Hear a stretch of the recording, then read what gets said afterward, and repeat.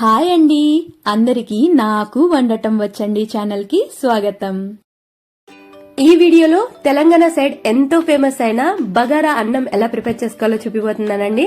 Telangana side ఎక్కడ ఏ దావత్ ఇచ్చినా సరే ఈ బగారా ఖానాని ఖచ్చితంగా పెడతారండి. ఇది చెప్పాలంటే కాస్త ప్లెయిన్ బిర్యానీ రైస్ లాగా ఉంటుంది, కానీ బిర్యానీ రైస్ కంటే కాస్త ఫ్లేవర్ఫుల్ ఇంకా అరోమాటిక్ గా ఉంటుంది. ప్యూర్లీ తెలంగాణ స్టైల్లో చేసుకోవాలంటే ఇందులో ఎటువంటి కూరగాయలు కానీ టమాటా ఇంకేది యాడ్ చేయనవసరం లేదండి. ఈజీగా ప్రిపేర్ చేసుకోవచ్చు. ఫస్ట్ అయితే ఒక 3 గ్లాసుల వరకు బాస్మతి రైస్ ని తీసుకుంటున్నాను.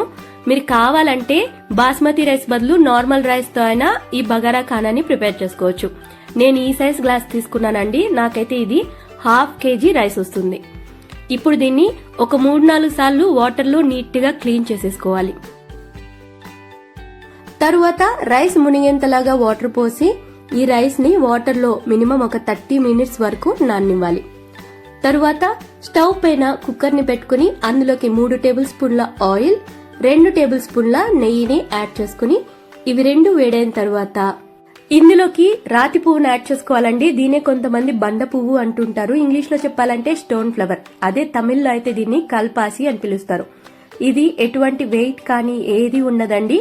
అదే విధంగా దీన్ని కుక్ చేయక ముందు స్మెల్ చూసినట్లయితే ఎటువంటి స్మెల్ కూడా తెలియదు, కానీ కుక్ చేసిన తర్వాత బిర్యానీ రైస్ కానీ ఈ విధంగా బగారా రైస్ కి ఇది మంచి ఫ్లేవర్ ని ఇస్తుంది.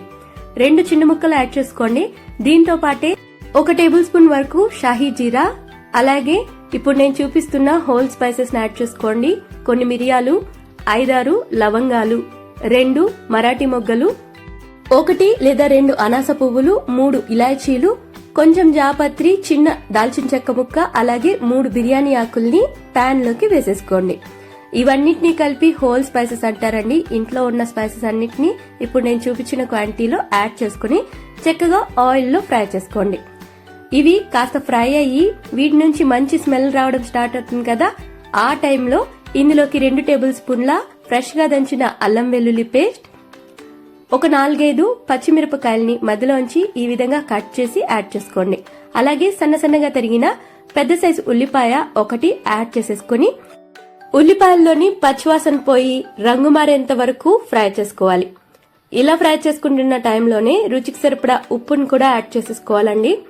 మనం యాడ్ చేసుకునే ఉప్పు తరువాత రైస్ ని యాడ్ చేస్తాం కదా, దానికి సరిపడా ఒకేసారి యాడ్ చేసేసుకోండి. ఈ విధంగా మనం ఫ్రై చేసుకున్న ఉల్లిపాయలు రంగు మారిన తర్వాత ఇందులోకి ఒక 2-3 రెమ్మల కరివేపాకు, 1 గుప్పెడు పుదీనా రెమ్మలు, అలాగే 1 గుప్పెడు వరకు తరిగిన కొత్తిమీర రెమ్మల్ని యాడ్ చేసుకోండి. వీటిని కాస్త లైట్ గా ఫ్రై చేసుకోవాలండి. ఈ విధంగా లైట్ గా ఫ్రై చేసుకున్న తర్వాత ఇందులోకి మనం ముందుగా రైస్ ని నానపెట్టుకున్నాం కదా, ఒక 30 మినిట్స్ తర్వాత అందులోని ఎక్సెస్ వాటర్ అంతా కూడా వంచేసి కుక్కర్ లోకి రైస్ ని మాత్రమే యాడ్ చేసుకోవాలండి.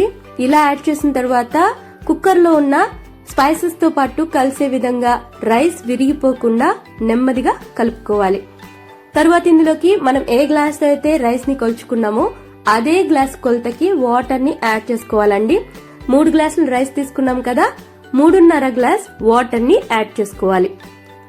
మనం రైస్ ని ముందుగానే ఒక 30 మినిట్స్ నానపెట్టుకున్నాం కాబట్టి 3 గ్లాసుల రైస్ కి 3.5 గ్లాసుల వాటర్ ని యాడ్ చేసుకుంటున్నామండి. అదే మీరు ముందుగా నానపెట్టుకోకుండా డైరెక్ట్ గా చేసుకోవాలంటే 3 గ్లాసుల రైస్ కి 4 గ్లాసుల వాటర్ ని యాడ్ చేసుకోండి.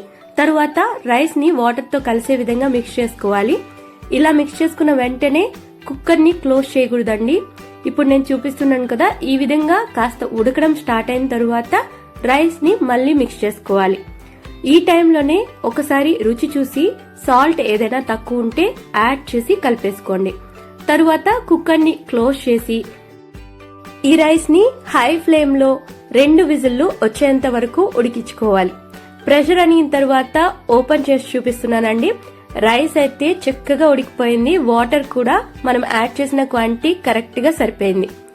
మీరు ఈ రైస్ ని ఉడికించిన తరువాత కాస్త మేకులుగా ఏదైనా వచ్చింది అనిపిస్తే కొంచెం గోరువెచ్చని వాటర్ ని రైస్ పైన చల్లి మళ్ళీ క్లోజ్ చేసి కాసేపు ఆ వేడి అణిగేంత వరకు వదిలేసేయండి. రైస్ అయితే చక్కగా ఉడికిపోతుంది. రైస్ చూడండి ఎంత పొడి పొడిగా వచ్చిందో.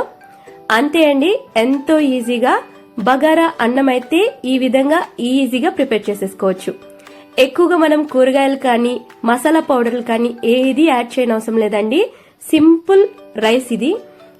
తెలంగాణలో ఎంతో ఫేమస్ అయిన ఈ బగారా బువ్వకి కాంబినేషన్ గా తినాలంటే నాన్ వెజ్ ఉండాల్సిందే అండి. చికెన్ కర్రీ, మటన్ కర్రీ, ఇంకా ఏ నాన్ వెజ్ అయినా సెట్ అవుతుంది. వెజిటేరియన్స్ ట్రై చేయాలనుకుంటే వంకాయ మసాలా కర్రీ, వెజిటేబుల్ షేర్వా పులుసు లేదా ఏదైనా వెజిటేబుల్ మసాలా కర్రీని దీనికి కాంబినేషన్ గా ట్రై చేసి చూడండి, చాలా బాగుంటుంది.